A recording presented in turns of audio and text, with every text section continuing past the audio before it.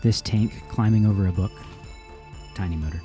This turret sweeping around, same tiny motor. This barrel rising and holding right there when I cut the power, same tiny motor. 4 of them in this one robot doing 3 completely different jobs. It's called the N20 gear motor. It's smaller than your thumb, costs a couple dollars, and is the muscle behind a huge fraction of the mini robots people build. Last episode, we covered the driver that commands a motor. Today, we finally meet the motor itself. Welcome back to minirobo, one off-the-shelf part per episode, building towards your own robot. By the end of this video, you'll know what an N20 is, the bare minimum to spin one up, 3 wildly different ways this one tank puts it to work, and the stuff I really wish I'd knew before I bought the wrong one 3 times. Let's get into it. So this is it, the N20. The name basically refers to its little size and shape. And it comes in 2 halves you can see. A small DC motor at the back and a gearbox bolted to the front. And that gold or brass front section full of gears is the important part. Here's why the gearbox matters.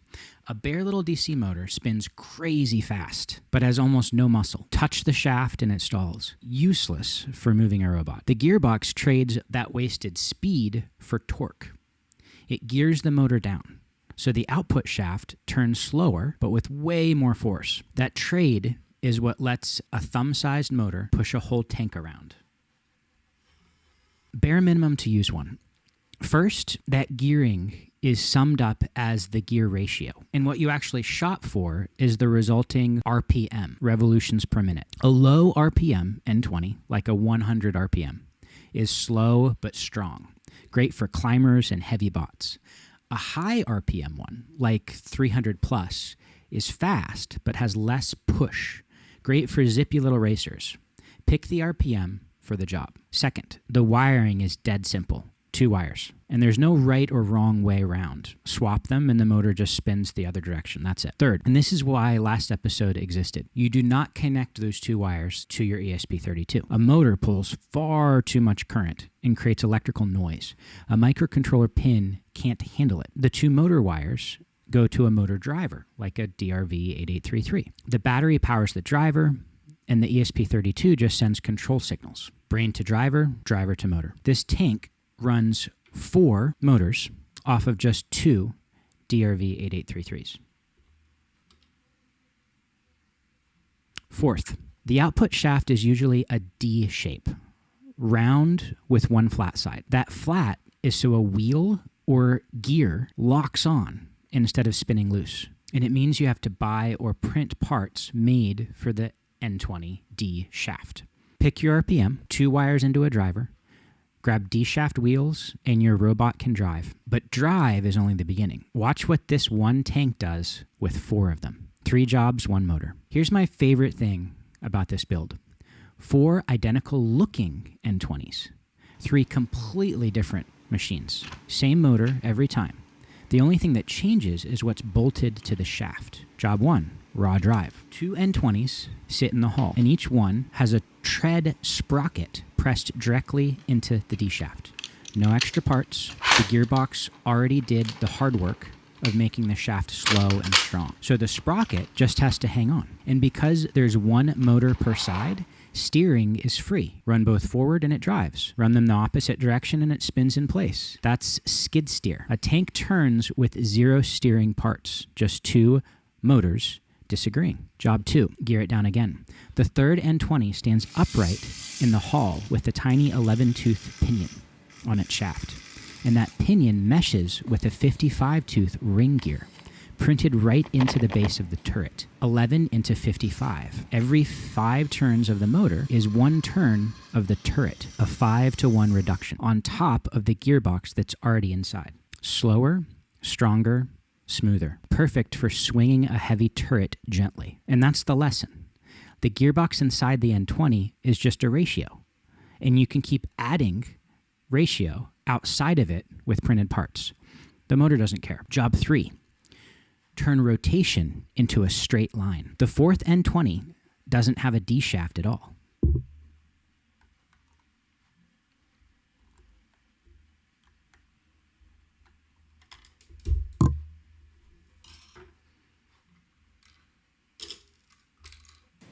Output is a long threaded rod, an M3 lead screw.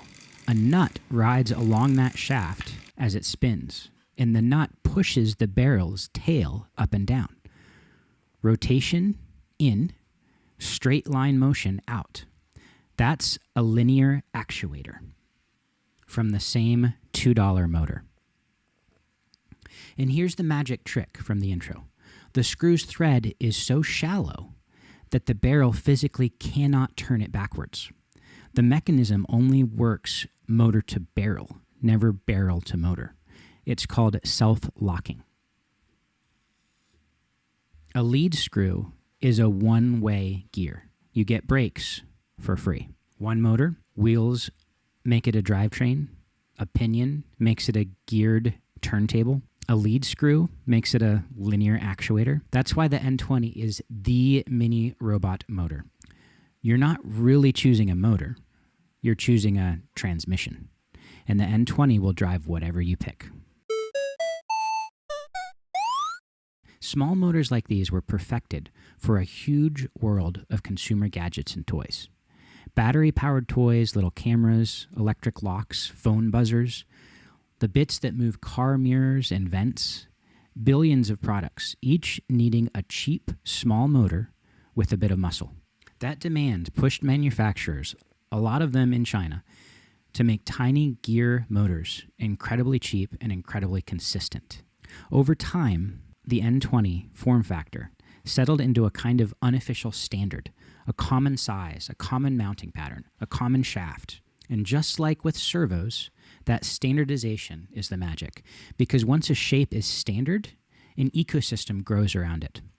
So when hobby roboticists found the N20, they didn't just find a good motor.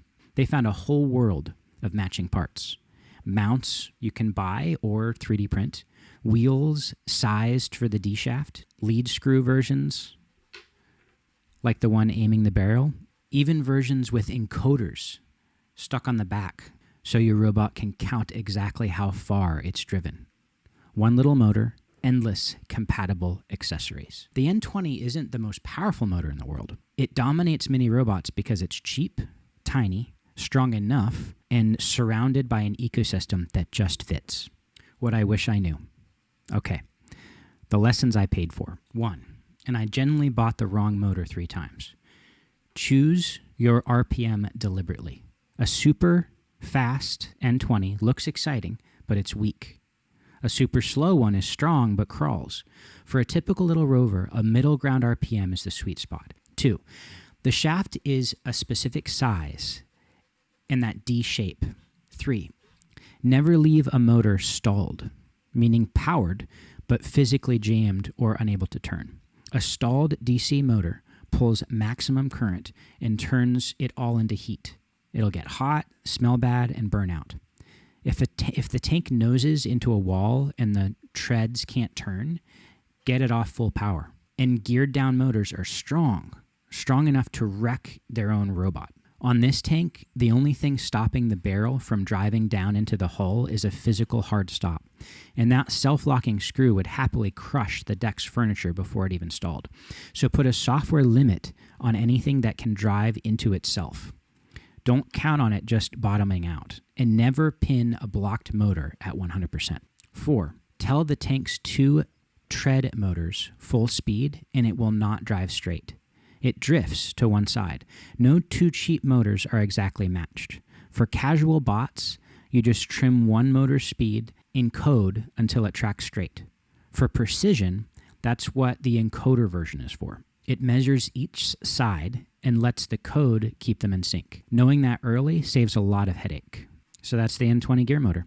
A thumb-sized $2 bundle of motor and gearbox, and one tank just showed you its whole range. Pressed to a sprocket, it's a drivetrain. Meshed to a ring gear, it's a turntable. Spinning a lead screw, it's a linear actuator that brakes itself. Pick your RPM, run it through a driver, pick your transmission, and you've got a robot that goes. This week's 60-second challenge. Fact check your motors. Stick a bit of tape on a wheel as a flag. Run it at full speed. Count the turns for 10 seconds and multiply by 6. Post your measured RPM next to the number the listing claimed. The gap might surprise you. And if you've got 2 motors, measure both. They won't match. And the moment you put one on each of the robot, like this tank's treads, you'll see exactly why that matters. RPM picking, the dual shaft rule, the 3 transmissions, and all 4 lessons fit on one cheat sheet card. Free on the episode page at minirobo.io. Brain, joints, driver, and now the motor. The moving pieces are done. Next time on minirobo, your robot gets a voice, an LED, and a buzzer. The same trick that makes this tank beep, the 2 cheapest parts on the whole channel, and the first ones that talk back to you. Subscribe so you don't miss it. All the parts are linked below. And come tell me in the comments what robot you want me to make first. See you next time. Let's build something.